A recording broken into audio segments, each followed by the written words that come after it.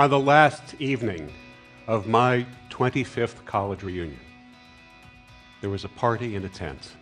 There was dancing and music and noise. So much noise that a lot of us started to drift out of the tent so we could hear each other talk and catch up with classmates that we had not seen in more than 2 decades. As I talked with my friends, I made an astounding discovery.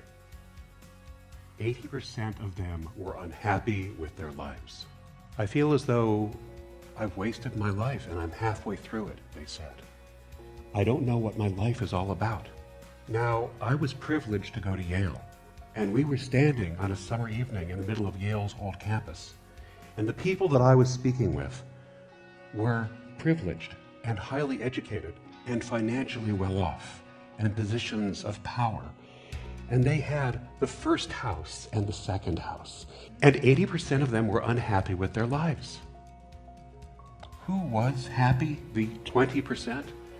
Well, we had studied literature and Renaissance rhetoric, and we were the theater people and the history geeks. We had studied classes for the joy of learning, not because we thought they were going to direct us to a specific job. We still got jobs. We were living our lives expansively with life's ups and downs, and we did not feel that we had wasted a single minute.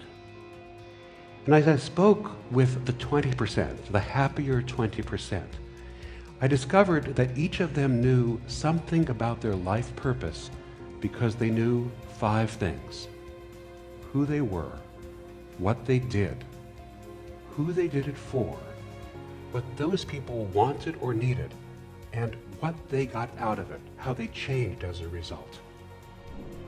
Does that sound hard? It's not. It's actually really simple. In fact, it's so simple that you can learn your life purpose now. You're going to know your life purpose now in the next 5 minutes.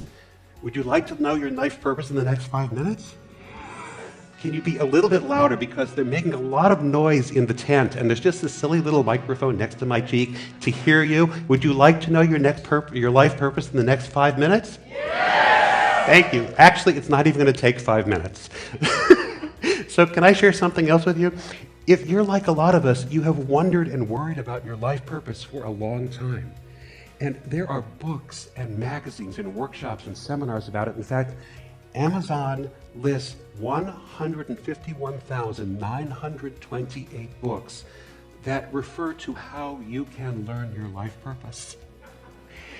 Well, I know some people who have spent their entire lives trying to learn their life purpose. And look, we can all agree that the unexamined life is not worth living, but if all you're doing is examining, you're not living. So let's figure out the life purpose right now together. Who you are, what you do, who you do it for, what those people want and need, and how they change as a result. Shall we do it? All right. Everybody, on the count of 5, shout out your first name. 1, 2, 3, 4, 5. Fabulous. That was the first one, only 4 to go. That's who you are. All right, now what do you do? What do you love to do?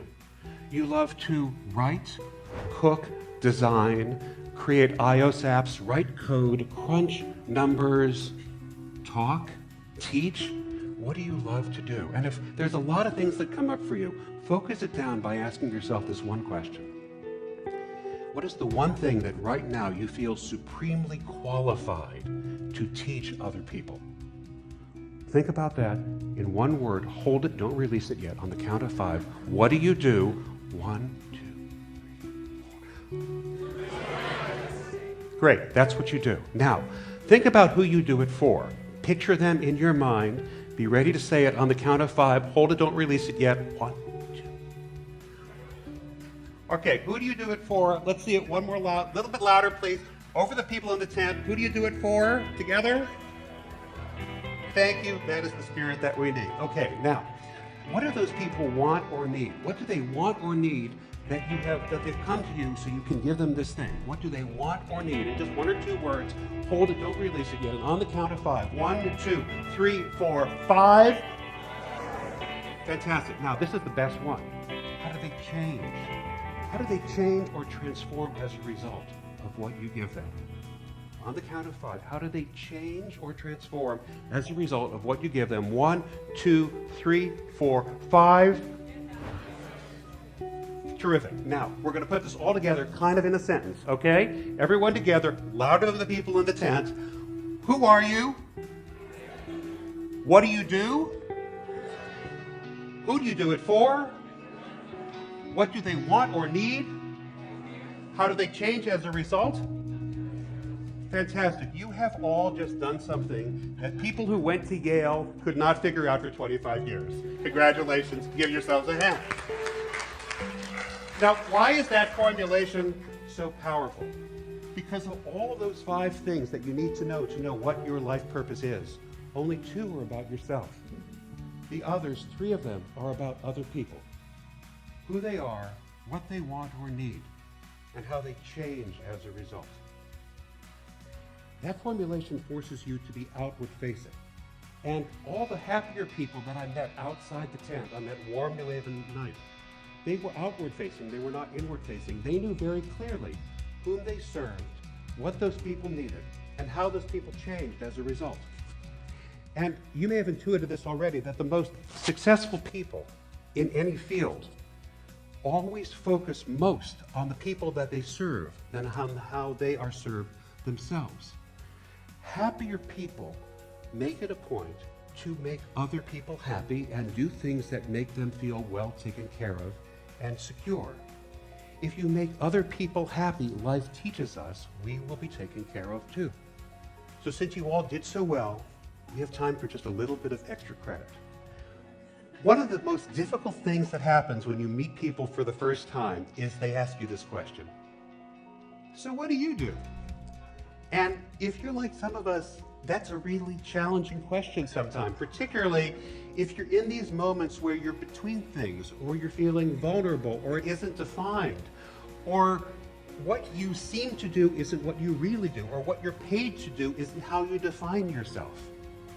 So when people ask you this question, so what do you do? And also you got this monologue going on, like, why is he asking me, so what do I do? It's because it's that transactional thing where it's like he wants to know if he should really spend time talking to me, or it's that other thing so he can tell me what he does because he's sure it's really so much better than what I do, right? So when somebody asks you that question, here's what you do. You just say the very last thing you called out, how what you do changes the people you do it for.